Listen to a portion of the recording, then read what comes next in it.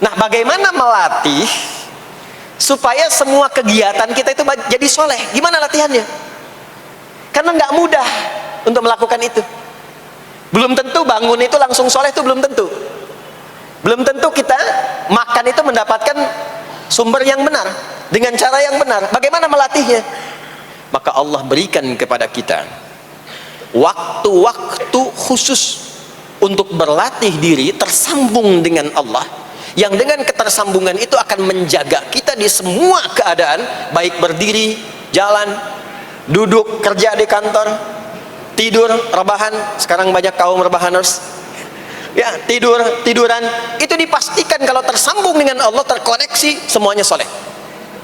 Karena kalau ingat, ya, saya duduk ingat Allah. Kalau ingat di pekerjaan ingat Allah, mustahil kita bisa menuliskan sesuatu yang Allah tidak sukai. Tambahin nolnya, ya, bikin paraf, tanda tangan pada proyek yang tidak benar, mustahil. Karena ketika sedang tanda tangan ingat Allah, ya. Nah, dalam bahasa Arab, sesuatu yang tersambung dengan kuat sehingga selalu menempel dan sulit terpisahkan, itu bahasa Arabnya disebut dengan silah. Dari wasala yasilu silah. Ibadah yang melatih kita untuk terus tersambung sehingga ingat pada Allah di setiap keadaan, yang dengan ingat itu menjadikan otomatis amal perbuatan kita ingin dipastikan diridhai dan disukai oleh Allah, sehingga berubah menjadi soleh. Ibadah yang melatih kita untuk mendapatkan itu disebut dengan solat namanya. Solat. Makanya solat disebut solat bukan hanya mengandung unsur doa, tapi latihan yang Allah berikan kepada kita untuk mengoneksikan diri kita sehingga dalam semua kegiatan kita ingat Allah. Itu yang dimaksud di Quran surah keempat An-Nisa di ayat ke-103. Ya.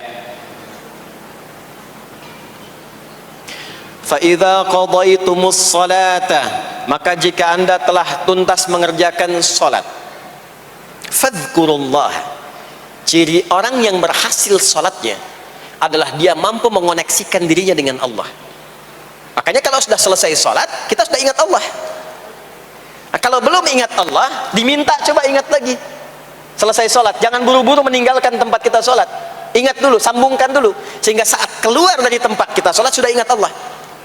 Bahasa Arabnya mengingat Allah itu disebut dengan zikir, zikrullah. Karena itu sholat disebut dengan zikir. Buka Quran surah ke-20 Toha ayat ke-14. Saya nggak akan keluar dari Quran hadis sehingga nggak bisa didebat. Nggak bisa didebat. Anda nggak bisa debat karena ini bukan pikiran, karena ini Quran dan hadis. Quran surah ke-20 Toha ayat ke-14. Innani anallahu la ilaha illa ana fa'budni wa aqimis salata lidzikri. Salat disebut dengan zikir. Zikir itu artinya ingat. Makanya tadi saya katakan di awal, salat itu melatih kita supaya ingat Allah.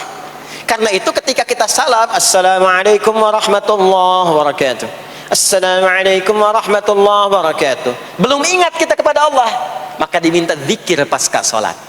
Setelah salat ada zikir kan? Dan zikir pertamanya apa? Hadis Muslim, astaghfirullah, astaghfirullah, astaghfirullah. Itu yang paling singkat. Kalau mau agak panjang, astaghfirullahalazim, alladzi la ilaha illa huwal hayyul qayyum wa atubu ilaih. Kenapa istighfar? Karena kita memohon ampun kepada Allah kalau dalam sholat tadi belum nyambung sama Allah. Karena ada orang yang saat sholat bukan ingat Allah, dia masih ingat dunia. Padahal dari sejak awal sholat sudah diminta buang urusan dunia ke belakang. Makanya kita bertakbir, itu ada kitabnya. Asrarus shalah, nadharat fi ma'anis shalah. Ketika Anda mulai bertakbir, takbir begini, Allahu Akbar. Kenapa mengangkat tangan gini salah satunya? Di antara maknanya, buang urusan dunia ke belakang. Pasrahkan dirimu kepada Allah. Kalau sholatnya ingin khusyuk, jangan bawa urusan dunia ke dalam sholat. Buang. Yang menjadikan seseorang kurang khusyuk begitu takbir, dunia masih dibawa. Lisannya berucap Allahu Akbar, tapi pikirannya motor hu akbar, mobil hu akbar, ya kan? Status tuh belum diupdate hu akbar, ya, miss call belum dibalas hu akbar. Itu bermasalah, sehingga mudah dikerjai setan. Ada setan namanya khanzab di Sunan Abu Daud. Saat seseorang mulai bertakbir, kata Nabi, fayaqulu syaitanu, di situ setan mulai beraksi. Sebelum takbir kita dibikin fokus, ya, Anda silahkan praktekkan. Kalau mau sholat rasanya fokus, tapi mulai bertakbir Allahu Akbar, setan mulai beraksi. Karena Nabi udhkur kata, ingat ini, ingat itu, hatta la yash'ural musalli kam raka'atan yusalli, sampai ada orang sholat yang tidak sadar berapa rakaat sedang menunaikan sholatnya. Subuh berapa rakaat tadi? 2 diucapkan, tapi ketika dipraktekkan ada yang 3, ada yang 1, ya ada yang begitu, ada tapi di hati saya gitu ya. Ini makanya setelah kita sholat, assalamualaikum, assalamualaikum, itu kita mencoba menyempurnakan dengan apa? Istighfar dulu kalau tadi ada yang belum tersambung. Setelah itu apa? Kita sambungkan Allahumma antas salam, subhanallah, alhamdulillah, Allahu akbar. Makanya dilatih 33 kali. Sekali belum nyambung, 2 kali. 2 kali belum nyambung, 3 kali. 3 kali belum ingat, 4 kali. Masa iya sih sampai 33 kali belum ingat juga? Bapak nama siapa? Joni. Siapa Pak? Joni. Siapa? Joni. Siapa Pak? Apa enggak dengar saya Joni? Itu baru 3 kali. Ini kita 33 kali menyebutkan subhanallah. Masa enggak nyambung juga? Alhamdulillah 33 kali. Masa enggak syukur juga? Dilatih. Kalau sudah terkoneksi, inilah dia. Fadhkurullaha qiyama. Bangun dari sholat, bangkit, selesai sholat, mau kerja, mau kemanapun, ingat Allah. Jadi nggak ada istilahnya keluar masjid tertukar sendal, tuh nggak ada. Ada di sini yang tertukar sendal? Banyak. Insya Allah tidak ya. Kalau ingat Allah tuh nggak mungkin tertukar. Jadi begitu Anda akan menggunakan, yang punya orang lain sadar tuh, astagfirullah, Allah mengawasi, bukan punya saya walaupun mirip. Ya, walaupun mirip. Ya, pakai yang punya kita, itu akan diarahkan. Tapi kalau nggak ingat ada yang mengawasi, nggak ingat ada yang lihat, nggak ingat akan dihisab. Mana ya tadi? Oh, ini dia, masya Allah, lupa saya. Pakai masya Allah lah gitu. Dia pakai yang paling bagus tuh. Pulang dia, padahal dia ke masjid tuh nggak pakai sendal. Pekerjaan juga begitu, nggak akan sembarangan ngambil yang bukan haknya. Kerjakan proyek yang tidak benar. Demi Allah, kalau di Indonesia ini muslinya benar semua sholatnya, makmur. Wah, para polisi itu tenang tugasnya gitu. Ya, tentara juga nyaman. Di pekerjaan tuh nggak usah ada CCTV. Ya. Nggak usah ada e-tilang, nggak usah ada kamera di jalan, kan? Ini karena kenapa? Latihannya nggak maksimal. Ini pentingnya sholat itu. Jadi semua menjadi amal soleh. Semua jadi amal soleh. Begitu ingat Allah, maka berdiri ingat Allah, jalan ingat Allah, duduk ingat Allah, berbaring pun ingat Allah. Kalau sudah ingat Allah, pasti disebut nama Allah. Ini yang dimaksud hadis Nabi. Qala Rasulullah sallallahu alaihi wasallam, kullu amrin dhi balin la yubda'u fihi bi bismillahirrahmanirrahim fahuwa abtar. Setiap perbuatan yang baik yang dibenarkan oleh hati setiap hamba, lalu diikutkan bismillahirrahmanirrahim. Enggak mungkin orang nyebut bismillahirrahmanirrahim kalau enggak ingat Allah. Minum, bismillahirrahmanirrahim. Makan, bismillahirrahmanirrahim. Bekerja, bismillahirrahmanirrahim. Itu ketika dikerjakan langsung jadi hasanah 10 poin, ada pahalanya. Dan jangan dianggap ringan ya, ini kalimat ringan tapi menentukan saat pulang, saat meninggal nanti. Nah, kalau nggak disebutkan bismillahirrahmanirrahim atau tidak bacakan doa yang menyertainya, maka jadi dunia saja, solehnya hilang, tinggal amalnya. Dibalasnya di dunia, akhiratnya nggak ada.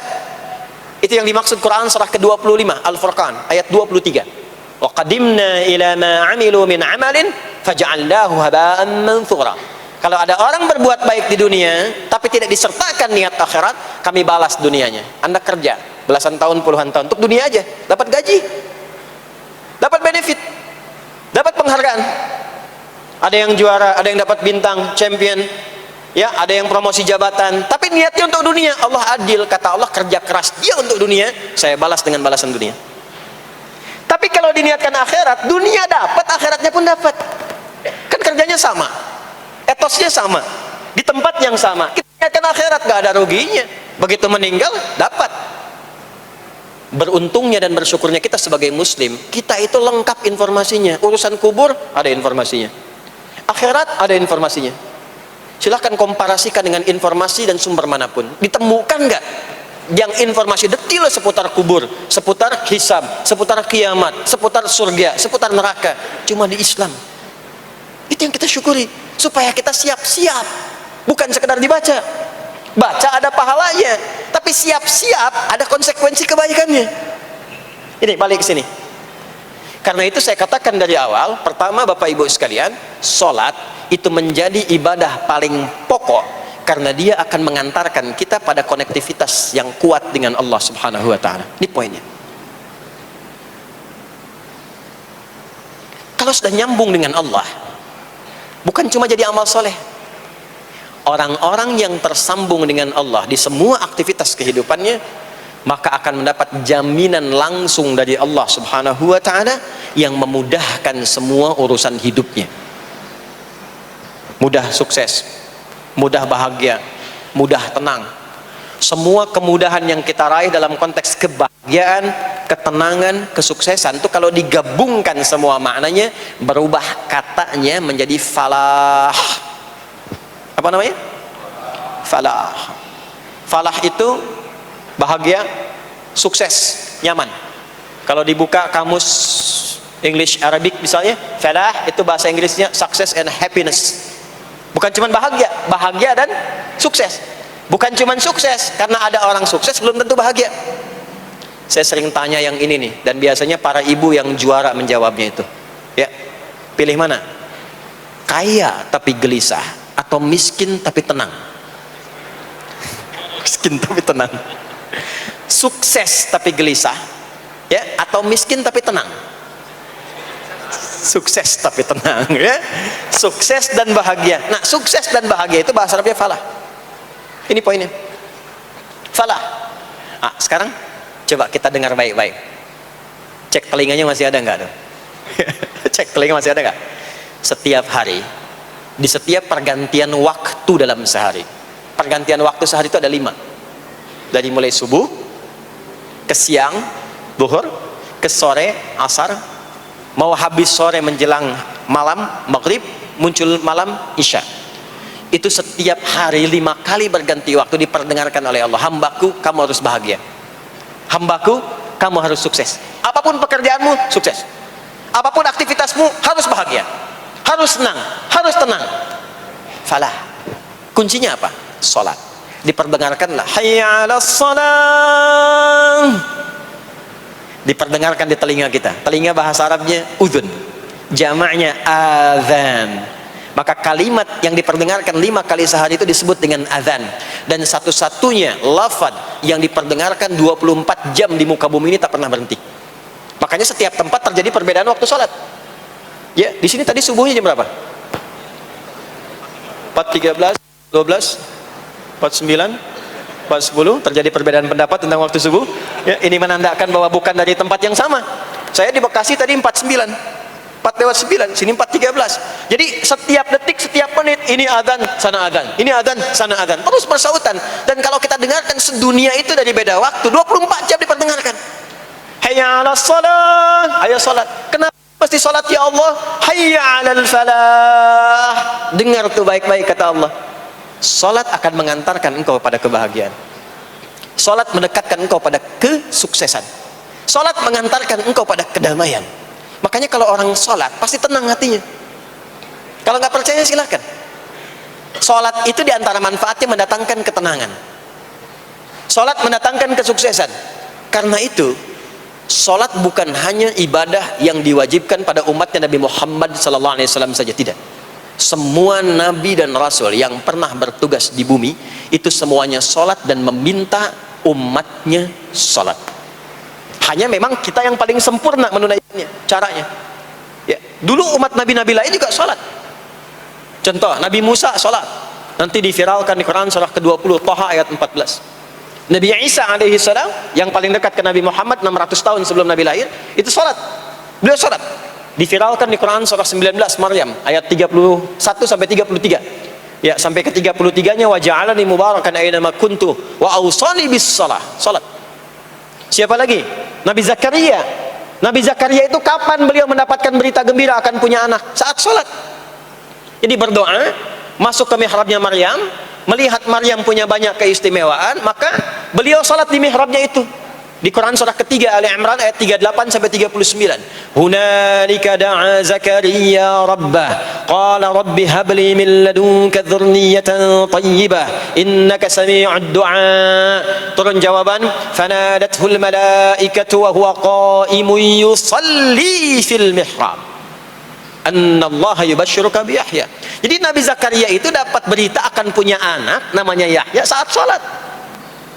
Di sholat itu kalau dikerjakan bisa berdampak pada percepatan terkabulnya doa. Minta apapun dijawab sepanjang maslahat. Makanya nanti untuk umat Nabi Muhammad, jangan tunggu panggilan sholatnya adalah panggilan langsung dari Allah. Minta, punya masalah apa? Aku selesaikan, kata Allah. Di sholat itu bukan main-main, bukan beban, bukan sekedar kewajiban, tapi kewajiban yang dipaksa untuk membahagiakan kita. Kalau Allah nggak sayang, nggak akan disuruh sholat. Pak, Bu, itu panggilan sholat. Perhatikan panggilan pertamanya, Al-Baqarah ayat 45. Wasta'inu bis sabri wassalah. Kata Allah, hei hambaku, kalau engkau punya masalah, sabar dulu, terima. Karena aku titipkan masalah itu kepadamu untuk meningkatkan kualitas hidupmu, bukan ingin membebanimu. Dan tidak mungkin aku uji engkau dengan masalah itu kecuali engkau mampu mengatasinya. La yukallifullahu nafsan illa usaha. Nah sekarang bawa itu lewat sholat, minta solusi kepada Allah, terima dulu dengan sabar. Setelah itu belajar untuk meningkatkan kualitas hidup, dan bawa lewat sholat, minta solusi. Jadi ternyata saat kita menunaikan sholat itu diperintahkan oleh Allah, minta punya masalah apa. Makanya kita katakan, begitu Allah perintahkan wasta'inu bis sabri wassalah, hei kalau punya masalah terima dengan sabar, minta tolong, minta solusi kepada Allah lewat salat. Maka ketika kita minta, kita robah kalimatnya dari wasta'inu, kata perintah, menjadi bentuk permohonan, fi'il mudhari. Iyyaka na'budu wa iyyaka itu ketika Anda mengucapkan iyyaka na'budu wa iyyaka nasta'in, fikihnya begini, ucapkan di lisan, hadirkan dalam hati dan pikiran kita masalah apa yang sedang kita rasakan. Minta kepada Allah solusinya. Minta. Jadi bukan sekedar diucapkan. Karena hadis qudsinya berbunyi begini. Hadis qudsinya. An Abi Hurairah radhiyallahu ta'ala anhu qala, qala Rasulullah sallallahu alaihi wasallam, qala Allah azza wa jalla, Allah berfirman. Saya langsung saja ke bagian kalimat iyyaka na'budunya. Idza qala al-'abdu, kalau seorang hamba berkata dalam salatnya, iyyaka na'budu wa iyyaka nasta'in, ya Allah, sekarang hamba salat kepadamu, ibadah hanya kepadamu, seperti yang kau perintahkan. Maka hamba memohon kepadamu, ya Allah, seperti yang kau janjikan. Wa iyyaka nasta'in. Lalu hadirkan dalam benak kita, ya Allah, engkau maha tahu sebelum hamba ungkapkan. Hamba punya persoalan ini. Mohon kepadamu, ya Allah, hilangkan semua masalah itu. Berikan hamba solusi yang terbaik. Berikan hamba keberkahan darimu. Itu sekilas hadir dalam jiwa kita. Maka apa yang terjadi? Qala Allah azza wa jalla, dijawab kalimatnya itu, hadza baini wa baina 'abdi wa li 'abdi ma sa'al. Ini perjanjian antara aku dengan hambaku. Kalau hambaku benar sholatnya sampai kalimat ini, apapun yang dia mintakan sekarang, aku akan kabulkan. Sepanjang itu ada maslahat untuk dirinya. Dicontohkan itu oleh Nabi Zakaria. Beliau itu minta saat berdiri, Pak, bukan saat sujud. Dimulai dari berdiri, nanti akumulasinya saat sujud. Itu berdiri aja kalau benar mintanya dikabulkan. Tidak menunggu selesai sholat. Dan ada fikihnya, nggak sembarangan, ada fikihnya nanti. Ada fikihnya, ya, ada tuntunannya. Poinnya adalah sholat itu solusi.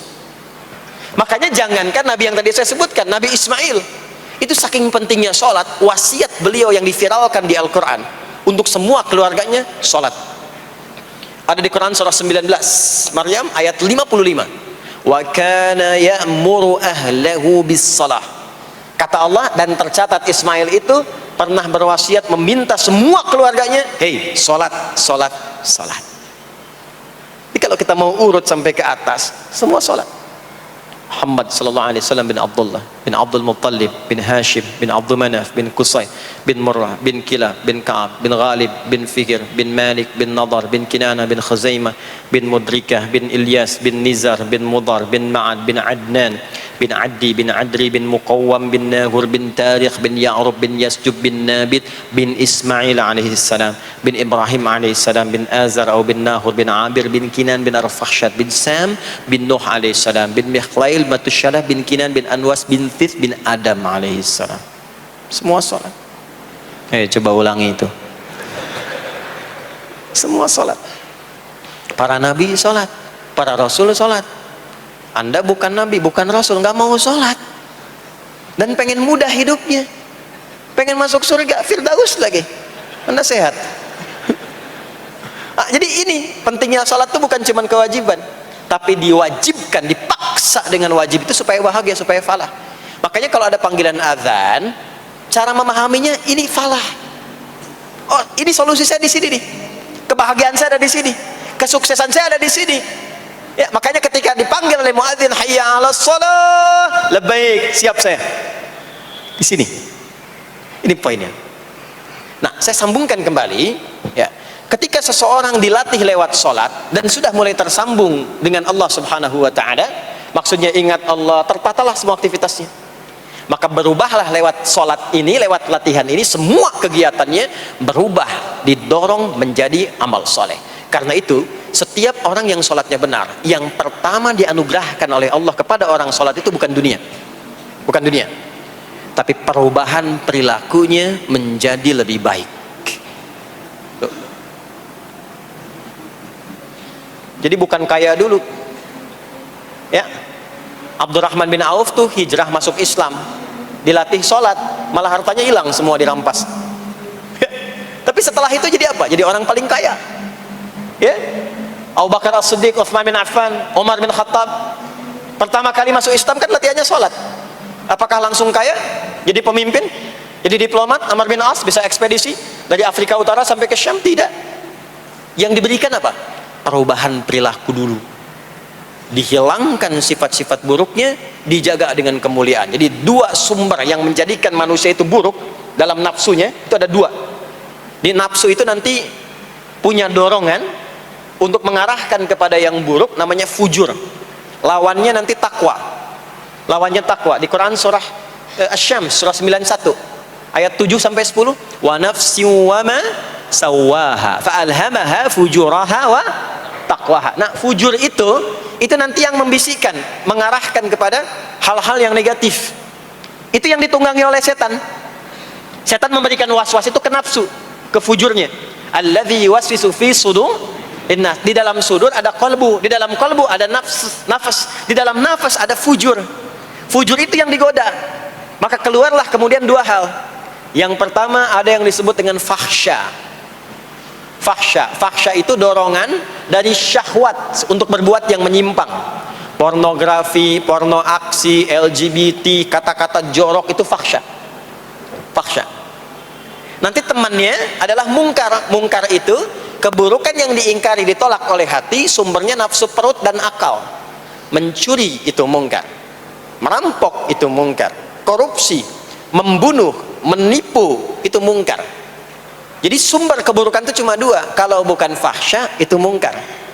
Orang yang sholatnya benar, maka parameternya itu, ukuran pertama kali dia dapatkan adalah ditutupnya oleh Allah, dijaganya oleh Allah keadaan nafsunya, sehingga dia tidak dikontrol oleh perbuatan fahsya dan mungkarnya. Maka aktiflah sinyal takwanya.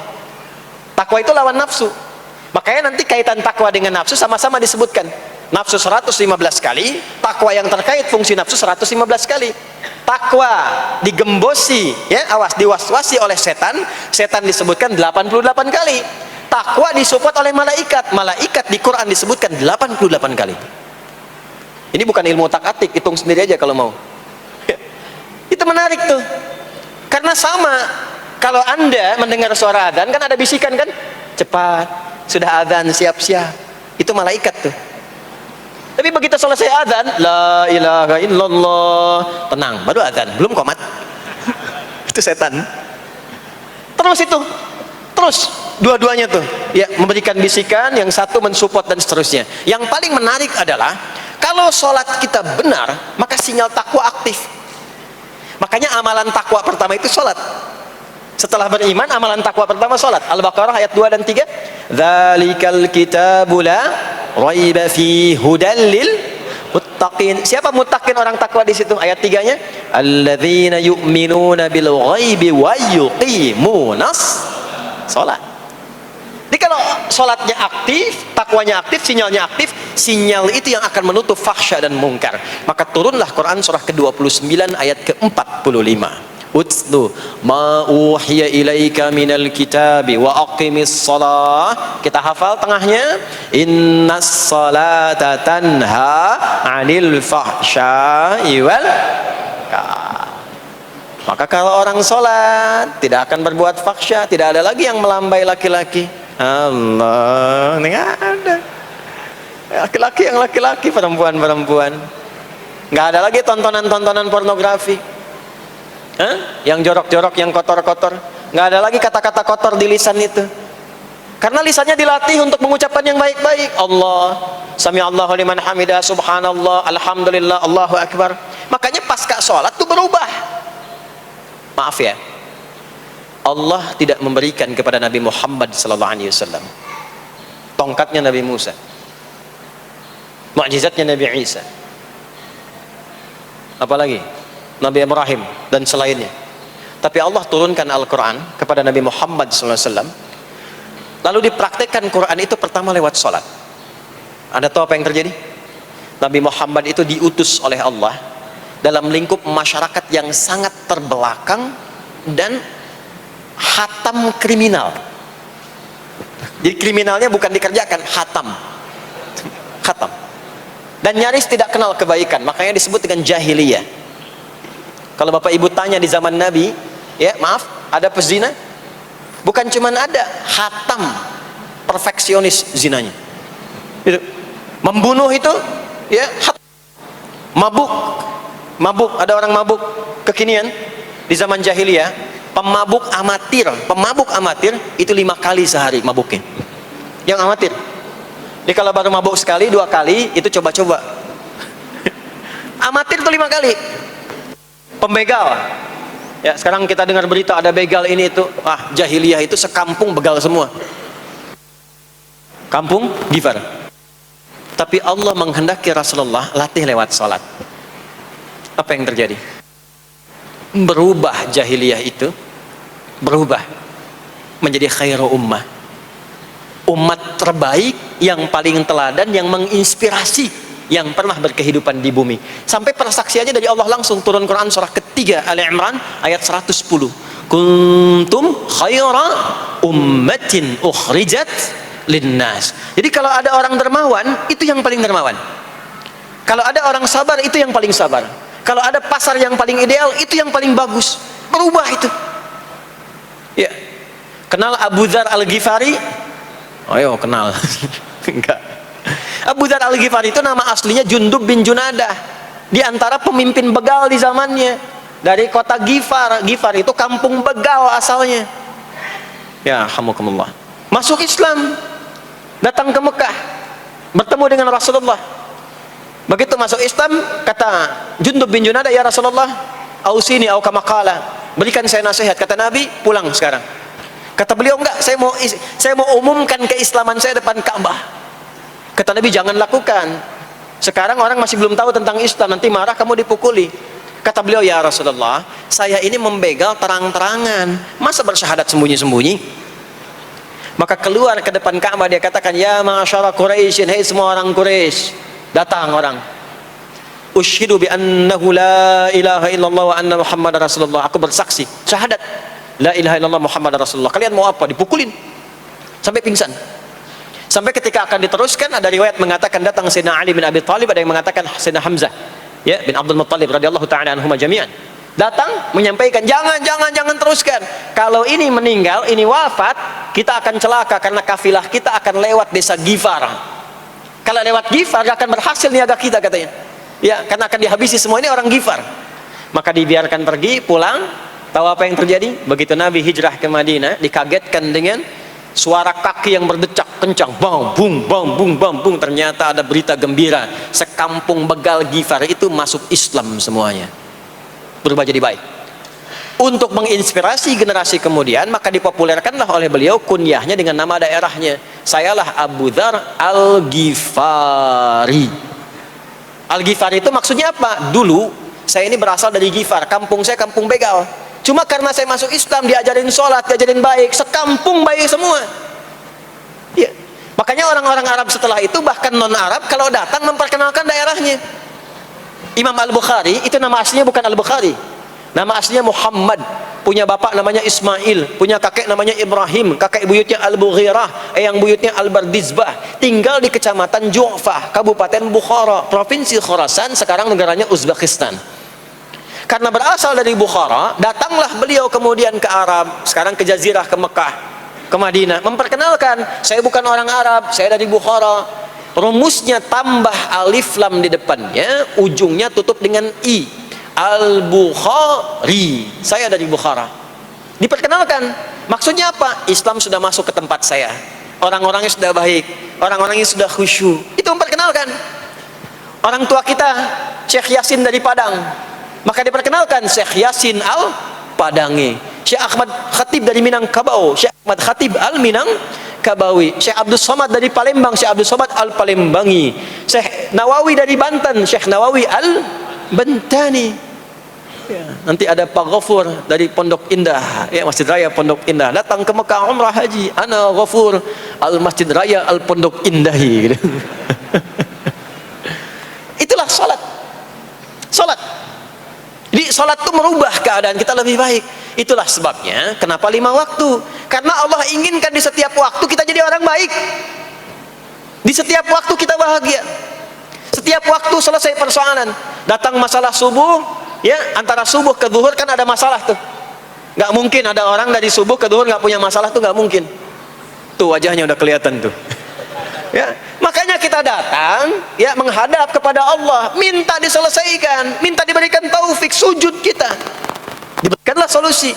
Zuhur ke asar ada masalah, datang saat asar. Asar ke maghrib punya masalah, datang. Makanya semua ulama dulu seperti itu. Al-Bukhari itu menuliskan kitab sahihnya itu 16 tahun. Setiap satu hadis akan ditulis, salat dulu. Salat dulu. Begitu tenang, nyaman, baru tuliskan. 16 tahun. Itulah salat. Nah, dari sekian waktu yang 5 kali itu, ada waktu yang spesial. Waktu spesial inilah yang ingin saya bahas, yang tadi disampaikan dalam pengantar sambutan. Jadi ini inti yang mau saya katakan. Ini barusan muqaddimah tuh. Barusan muqaddimah. Baik. Kan kita salat berapa kali sehari? Ya, kita hitung. 1, subuh. 2, zuhur. 3, keempat, yang kelima, isya. Berapa jumlah rakaatnya? 17. Baik ya. Itu nomor telepon untuk koneksinya. Koneksi kita dengan Allah nomornya, catat ya, 24434. Ya, kalau ditanya berapa nomor koneksi dengan Allah? 24434. Subuh 2, zuhur 4, asar 4, maghrib 3, isya 4. 5 waktu kan? Baik. Di 5 waktu ini kita dijaga, diinginkan menjadi hamba yang baik, bahagia, nggak lekat dengan masalah, tuntas semua. Saking sayangnya Allah sama kita. Kalau nggak sayang nggak disuruh sholat. Itulah sebabnya ketika diperintahkan menunaikan waktu sholat, diberikanlah gambaran waktunya. Tapi yang jadi persoalan kita sekarang yang akan dibahas, di antara sekian waktu itu ada waktu-waktu yang spesial. Ada waktu-waktu yang spesial. Dari mulai subuh ke isya itu ada yang dispesialkan oleh Allah karena ada bonus berlipat di dalamnya. Waktu apakah itu? Mari kita bacakan dulu mulai dengan Quran surah kedua ayat 238. Paling kanan sebelah atas di mushaf standar. A'udzubillahi minasyaitonirrajim. Bismillahirrahmanirrahim. Mohon izin saya agak lambatkan sedikit ritmenya karena ini inti yang mau kita bahas. Tadi muqaddimah makanya saya percepat ya. Hafidhu 'alas salawati was salatil wusta wa qumu lillahi qanitin. Hafidhu. Kalau Bapak Ibu lihat mushaf terjemah, diterjemahkannya dengan jagalah. Jagalah itu ihfadhu, hafidha yahfadh. Tapi kalau ada alif setelah hafidhu, itu berarti fi'il madhinya, past tense-nya, akar kata kerjanya hafadha, yuhafidhu. Alifnya mufa'alah, bermakna saling. Jadi mengartikannya begini, hafidhu ala salawati, hei, hendaklah kalian saling menjaga waktu sholat. Kalau saling itu sendirian atau banyakan? Banyakan. Jadi kalau bapak di rumah ada 5 orang, bapak, ibu, dan 3 orang anak, maka jangan soleh sendirian, Pak. Ingatkan anaknya, ingatkan istrinya. Istri bangun duluan, ingatkan suaminya. Makanya waktu sholat itu, maaf, jangan cuma disandarkan pada azan yang kita dengar di masjid, harus hafal. Bahkan nanti gini, di Quran surah keempat ayat 103 itu, di ujung ayatnya, itu ada penanda ciri standar orang beriman. Maaf, kita tanya dulu nih, kita beriman tidak hari ini? Halo, beriman? Hati-hati ya, karena kata Nabi ada yang subuh beriman, sorenya sudah kufur tuh. Ya, yusbihu mu'mina wa yumsi kafira. Hati-hati ya. Yuk, apa ciri orang beriman tuh? Iman itu konfirmasinya bisa didapatkan satu melalui suara adzan.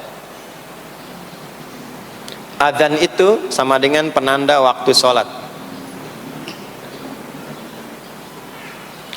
Tahu dari mana iman itu bisa dicek dengan suara adzan? Quran surah ke-8 Al-Anfal di ayat yang kedua. Innamal mu'minuna alladzina idza dzukirallahu wajilat qulubuhum. Sungguh insan beriman itu ciri standarnya bisa dilihat. Kalau disebutkan nama Allah, ada konfirmasi iman dalam hatinya. Jadi iman itu letaknya di kolbu. Nanti konfirmasinya lewat suara adzan, dipanggil, disebutkan nama Allah. Makanya disebutkan nama Allah 5 kali dalam sehari untuk mengecek iman ada nggak dari subuh sampai isya. Ya, Allahu Akbar, Allahu Akbar. Ada getaran di hati kita, sudah adzan. Nah, itulah iman. Itulah iman. Makanya orang yang punya iman dengan yang belum punya iman akan beda getarannya. Ini hanya dimiliki oleh orang yang punya iman saja. Yang belum punya iman nggak bisa, nggak punya itu. Allahu Akbar, Allahu Akbar. Surah apaan nih? Toanya kencang banget, ya. Tapi kalau orang beriman, Allahu Akbar, Allahu Akbar, ya Allah sudah adzan. Itu konfirmasi itu. Nah, nanti semakin tinggi imannya, bahkan ada yang orang sudah menunggu sebelum tiba waktunya.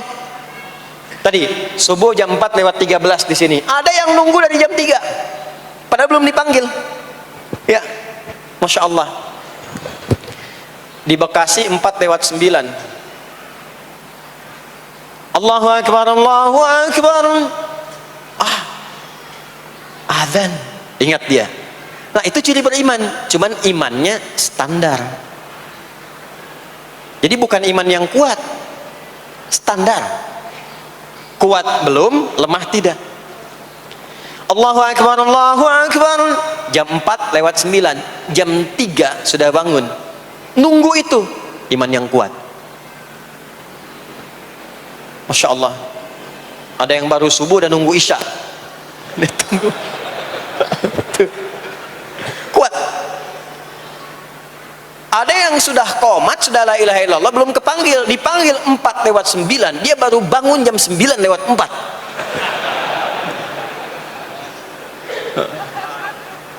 Tuh. Nah, ini iman lemah. Di bawah.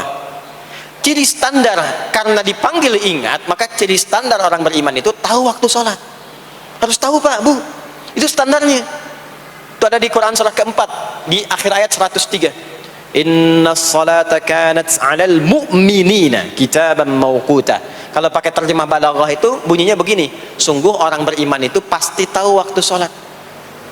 Nah, jadi kalau ditanya jam berapa zuhur nanti belum bisa kita jawab dengan sempurna, itu artinya apa? Imannya belum naik itu ke level standar, belum menguat. Ya, ini poinnya. Nah, nanti kapan waktu sholat itu tiba? Kalau ada yang belum ingat, jangan dibiarkan tidak ingat. Makanya kata Al-Quran, saling menjaga ya waktu sholat itu.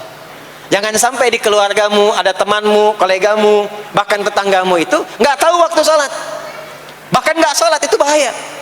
Kalau memang sayang sama anak, ingatkan. Sayang istri dengan suami, ingatkan. Tanda istri beriman, Yang cinta dengan suaminya, tanda pertamanya ketika mengingatkan suaminya pada semua hal yang disukai oleh Allah. Begitu sebaliknya. Maka kata Al-Quran, hafidhu, saling menjaga waktu sholat. Disebutkan di situ alas sholawat, bentuknya begini. Tulisannya alif, lam, waw, alif, ta maftuha begini. Alas, begini tulisannya. Karena nanti ada yang begini, as-salat, ada yang begini. Biar saja, enggak usah.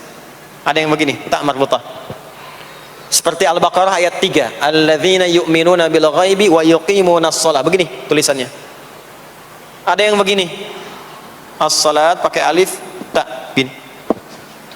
Tapi di Al-Baqarah ayat 238 tulisannya begini, alas salawati, taknya terbuka. Secara singkat begini, secara singkat.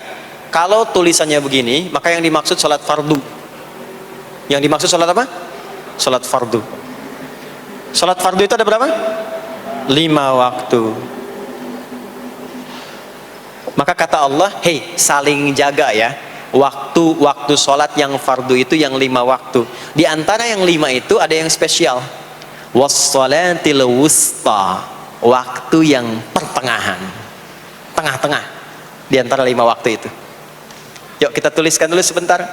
Sebentar. Salat ada salat apa saja? Subuh, kemudian zuhur, kemudian asar, kemudian nggak cukup, ambil ke sini, maghrib, kemudian isya. Subuh, zuhur, asar, pindah sini, maghrib, isya. Lihat rumusnya. Jadi yang sholat pertengahan yang mana? Jangan lihat tulisannya itu, ya, karena subuh di tengah-tengah disebutnya subuh ya. Sholat pertengahan yang mana? Asar apa subuh? Subuh apa asar? Apa dalilnya? Kita pakai dalil. Nah, sholat pertengahan itu disebutkan oleh Nabi itu ada 2. Ada subuh dan asar. Qala Rasulullah sallallahu alaihi wasallam yata'aqabuna fiikum malaikatul laili wa malaikatun nahari fi salatil asri wa fi salatil fajri. Berebut semua malaikat yang bertugas di siang dan malam, berebut membersamai kita. Kalau berebut itu artinya kalau ada yang berdoa diaminkan, kalau ada yang mohon ampun diistighfarkan oleh malaikat. Jadi malaikatnya minta kepada Allah, ya Allah ampuni si fulan, ya Allah ampuni si fulan, ya Allah si fulan, dan seterusnya sampai selesai. Itu khusus di salat asar dan salat subuh. Sampai kemudian thumma yas'aduna ila sama'. Kemudian mereka, para malaikat itu kembali bertugas masing-masing, lalu Allah mengonfirmasi kepada mereka untuk menunjukkan kebenaran tugas malaikat yang tidak bermaksiat. Allah Maha tahu tentang hambanya, Maha tahu. Tapi Allah ingin menunjukkan kepada kita apa yang benar dari lisan malaikat itu, yang enggak pernah berdusta. Ya, maka Allah bertanya kepada malaikat, bagaimana keadaan hambaku ketika engkau tinggalkan? Maka disampaikan oleh malaikat itu, ya Allah, aku meninggalkan hambamu si fulan, dia sedang menunaikan ibadah, dia sedang sholat kepadamu, dan khusyuk berdoa, dan seterusnya. Maka apa jawabannya? Saksikanlah, ketika malaikat menyampaikan sedang ibadah, maka turun bonus dari Allah untuk mengampuni dosa si hamba itu. Itulah manfaatnya waktu pertengahan. Waktunya disebutkan di hadis ini asar dan subuh. Antara asar dan subuh itu masih ada yang unggul, ada yang istimewa lagi. Apa yang istimewa? Antara asar dan subuh yang istimewa terletak di subuhnya. Jadi dari 5 waktu ini, yang pertengahan asar dan subuh, karena amal di bawah ditunjukkan untuk mendapatkan penilaian langsung dari Allah seketika dan memberikan jawaban dari apa yang kita inginkan, asar dan subuh. Tapi dibandingkan asar dengan subuh, bila keduanya dibandingkan, dua-duanya mulia. Maka subuh punya kemuliaan yang tidak dimiliki oleh asar. Ya, makanya nanti asar bisa bertemu dengan zuhur, masih ada jama, masih ada qasar. Maghrib ketemu isya, masih ada jama, ada qasar. Ya, tapi subuh nggak bisa di jama, nggak bisa di qasar. Ya, makanya subuh letaknya jauh, ke isya jauh, ke zuhur jauh. Ya, saya mau jamaah, ya jama antara isya dengan subuh biar nanti bangunnya sekalian gitu, nggak bisa. Ya, maghrib masih bisa di jama dengan isya, isya di qasar, dari 4 jadi 2. Maghrib gak bisa dikosor, karena 3 gak mungkin jadi 1,5. Ya, zuhur udah 2, masa mau dikurangin lagi? Subuh udah 2, gak mungkin dikurangi lagi. Maka dari itu subuh menyendiri sendiri. Nah, ada apa kemuliaan di subuh itu? Maka turunlah Quran surah ke-17 ayat 78 yang tadi saya bacakan di awal. Aqimis salata liduluki syamsi ila ghasaqil lail. Sampai sini zuhur sampai isya. Duluki syamsi, tergelincir matahari, itu zuhur.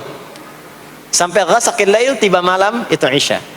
Lalu ditutup ujungnya wa qur'anal fajr. Khusus untuk subuh itu ditambahkan selain sholat ada bahasa Quran di Quran sendiri. Khusus untuk subuh redaksinya ditambahkan dengan Quran. Apa itu Quran? Halo, apa itu Quran? Kalau tidak tahu cepat katakan wallahu a'lam. Apa itu Quran? Wallahu a'lam. Ada Quran, ada Al-Quran. Ada Quran, ada Al-Quran. Kalau yang disebut Al-Quran itu mutlak firman Allah. Dari mulai Al-Fatihah sampai An-Nas. Ini yang terdapat di dalam mushaf ini, di 2 jilid ini. Ya, itu Al-Quran. Kalau disebutkan Quran tanpa alif lam, maka yang dimaksudkan bacaan secara umum. Apakah itu Al-Quran, doa, istighfar, semua bacaan itu Quran. Kemuliaan sholat subuh itu dimulai sejak waktu fajar, matahari mulai keluar sinarnya untuk membelah gelapnya malam, itu sinarnya disebut dengan fajar. Nanti subuhnya saya terangkan di akhir. Sinarnya dibelah, membelah kegelapan malam, fajar shadiq.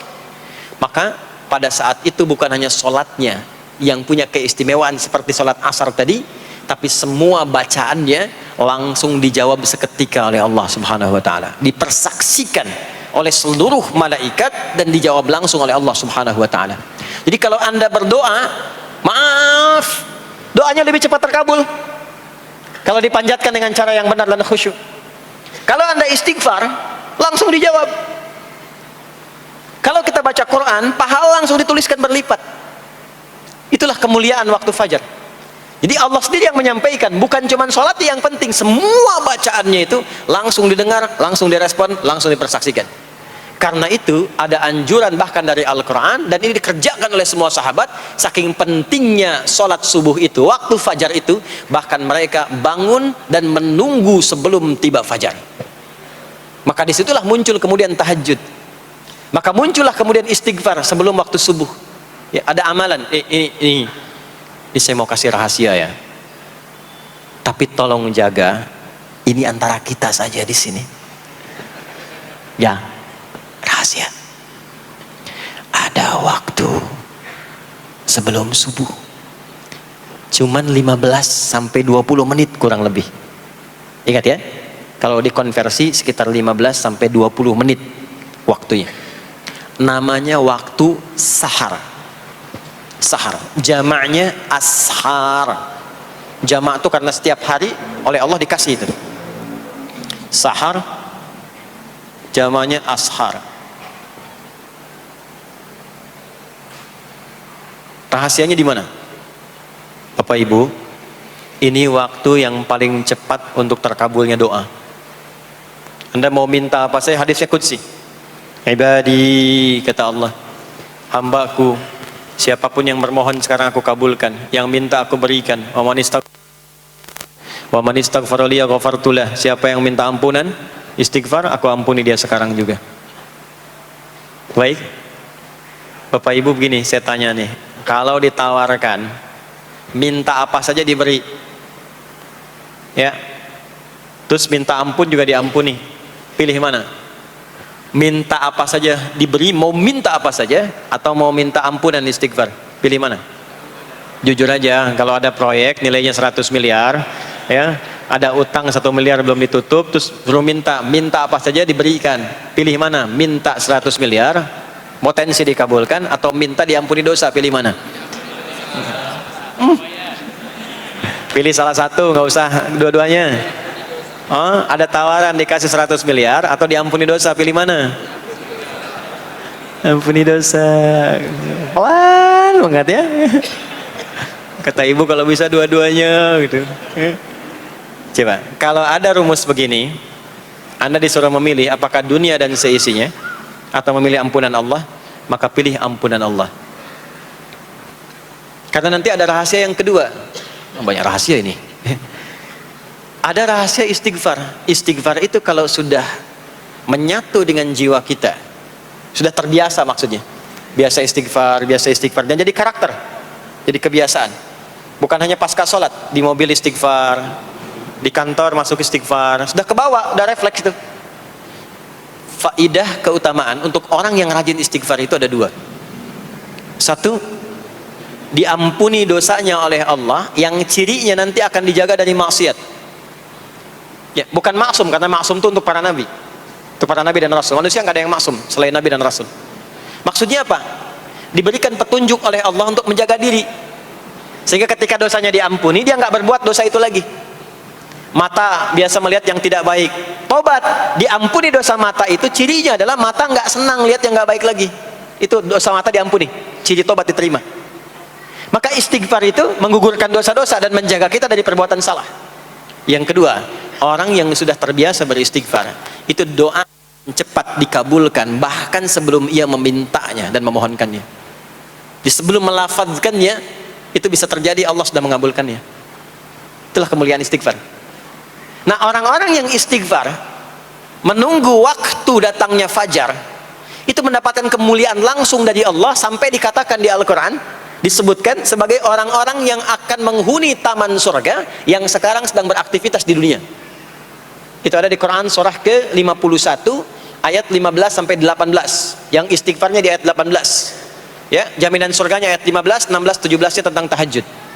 Innal muttaqina fi jannatin wa 'uyun akhidhina ma atahum rabbuhum innahum kanu qabla dhalika muhsinin. 17-nya kanu qalilan minal laili ma yahja'un, bahkan nunggu waktu sahar, nunggu subuh, tahajud dulu. Kemudian 18-nya wabil ashari hum yastaghfirun. Istighfar. Sampailah tiba dia waktu fajar subuh. Ya. Itu selesai dia istighfar, dapat kesempatan subuh, sholat dulu 2 rakaat.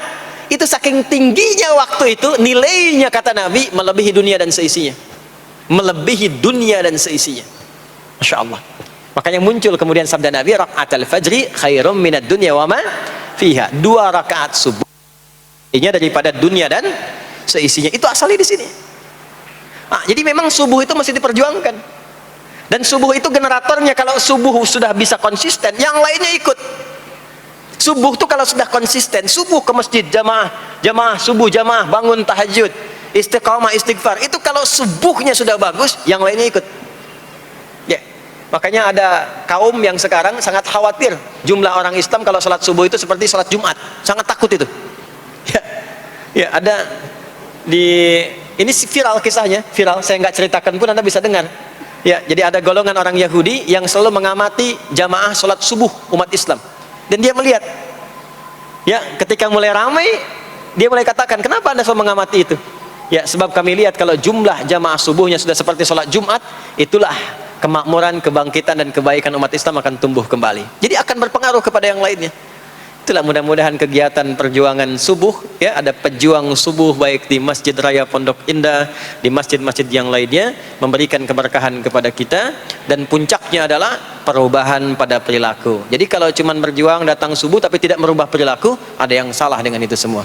Ada yang tidak tepat, ada yang belum sempurna. Itu yang bisa kita sampaikan sebagai kajian pembuka kita di kesempatan kali ini. Mudah-mudahan ada manfaat yang bisa kita dapatkan. Kesimpulannya adalah salat adalah inti amalan kita yang bisa merubah alur kehidupan kita dunia dan akhirat. Salat kunci kebahagiaan, salat kunci kesuksesan, salat kunci datangnya rahmat Allah Subhanahu wa taala.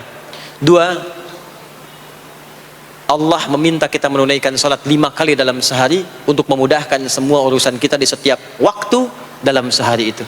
Dan yang ketiga, di antara sekian 5 waktu itu ada waktu-waktu yang istimewa, yaitu asar, dan yang paling istimewa adalah subuh ataupun fajar.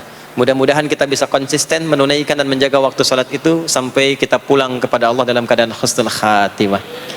Sementara itu yang disampaikan. Baik, mudah-mudahan ada keberkahan dari apa yang telah disampaikan. Pasti apa yang saya sampaikan pasti ada salah, pasti ada yang kurang tepat, pasti ada yang keliru disampaikan. Mohon diingatkan supaya saya koreksi, tinggalkan yang salahnya, ambil yang benar, yang baik, yang kira-kira bisa diamalkan. Jauhi hal-hal yang bisa menjauhkan kita dari Allah, dan semoga kita semua diwafatkan dalam keadaan husnul khatimah insyaallah. Allahumma taqabbal minna innaka antas sami'ul alim wa tub 'alaina innaka antat tawwabur rahim. Allahumma nahmaduka hamdan syakirin kama 'allamtana an nahmadak wa nashkuruka syukran kama 'allamtana an nashkurak antal muqaddim antal muakhir biyadikal khair innaka 'ala kulli syai'in qadir. Allahumma ij'al jam'ana hadza jam'an marhuma wa tafarruqana min ba'dihi tafarruqan ma'suma. Ya Allah, jadikan pengajian kami pagi di siang hari ini pengajian yang Kau berkahi, dan bila pun kami berpisah, jadikan perpisahan kami mengantarkan pada kemuliaan yang lebih baik di sisimu. Rabbana la tada' lana fi maqamina hadza dhanban illa ghafartah. Ya Allah, jika ada pendosa hadir di majlis ini, jangan biarkan ia pulang kecuali Engkau telah ampuni segala dosa-dosanya. Wa la hamman illa farajtah. Jika ada yang tengah merasakan kegelisahan, jangan biarkan ia pulang kecuali Engkau telah tenangkan keadaan hatinya. Wa la asiran illa yassartah. Jika ada yang tengah mengalami kesulitan dalam kehidupannya, di rumah tangganya atau pekerjaannya, maka mohon dengan keikhlasannya angkat dan hilangkan semua kesulitannya. Rabbana atina fid dunya hasanah wa fil akhirati hasanah wa qina adzabannar. Wa sallallahu ala sayyidina Muhammad wa ala alihi wa sahbihi ajma'in. Wa akhiru da'wana subhanakallahumma wa bihamdika nashhadu an la ilaha illa anta nastaghfiruka